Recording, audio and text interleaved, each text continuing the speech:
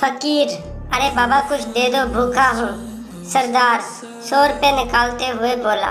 50 रुपये हैं तुम्हारे पास? फकीर खुश होते हुए, हाँ जी हैं। सरदार, अच्छा तो पहले वो खर्च कर लो। No no no no. एक बच्चा खेत से आलू निकालने में दादा की हेल्प कर रहा था। बहुत थक गया तो बोला, आपने ये सब जमीन में दबाए ही क्यों थे?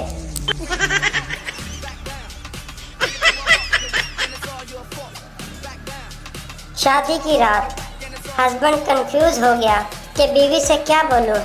आखिर वो बोला, आपके घर वालों को मालूम है कि आप यहाँ मेरे साथ हो?